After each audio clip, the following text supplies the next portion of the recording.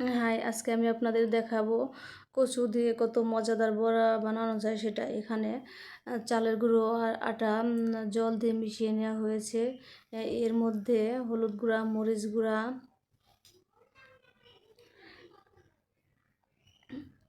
এবং কালো জিরে দিয়ে বেটারটা রেডি করতে হবে।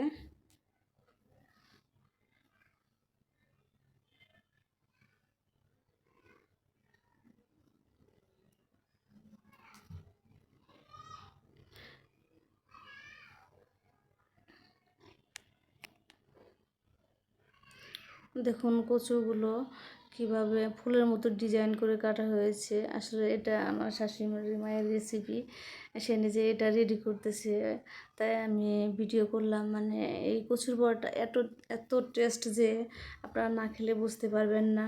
আপনারা বাসায় ট্রাই করবেন, দেখবেন আমার খুব ভালো লাগবে। এখন এই বেটারটা মেশানো হয়ে গেছে, কড়াইতে তেল দিয়ে দিচ্ছি।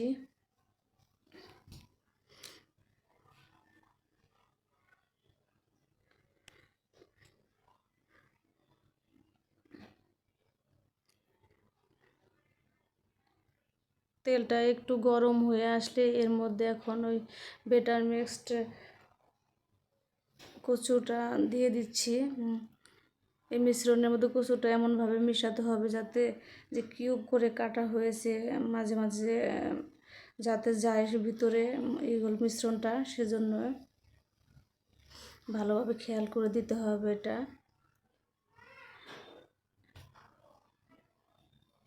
একটা একটা করে সবগুলো কড়াইতে দিয়ে দিচ্ছে আমার শাশুড়ি মা। আসলে আমার শাশুড়ি মা বড়া ভাজার জন্য এক্সপার্ট, সবাই বলে উনি অনেক সুন্দর বড়া ভাজতে পারেন। আর এই বড়াটা এত স্পেশাল যে না বানিয়ে খেলে আপনারা বুঝতে পারবেন না। বড়াটা সত্যি অনেক টেস্ট।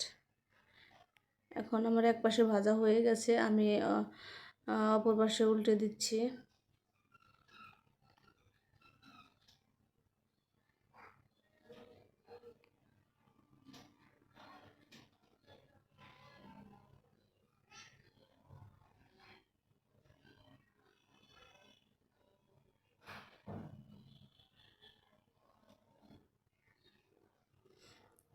এরপর একটু ঢেকে দিচ্ছি যাতে তাড়াতাড়ি সিদ্ধ হয়ে যায়। 1 মিনিট পরে আবার তুলে নিলাম। দেখেন বড়াটা ভাজা হচ্ছে। আরেকবার একটু ঢেকে দিচ্ছে আমার শাশুড়ি মা। বড়া প্রায় ভাজা শেষ, আর একটু গোল্ডেন কালার আসলে বড়াগুলো তুলে নেব। এই তো বড়াগুলো ভাজা হয়ে গেছে, এখন একটা একটা তুলে নিচ্ছি। আপনাদেরও যদি ভালো লাগে আপনারা বাসায় ট্রাই করবেন। আসলে সত্যি মানে বলে বোঝানো যাবে না এই বড়াটা যে এত টেস্ট। আপনারা বাসায় ট্রাই করবেন, আমার শাশুড়ি মায়ের হাতের রেসিপি।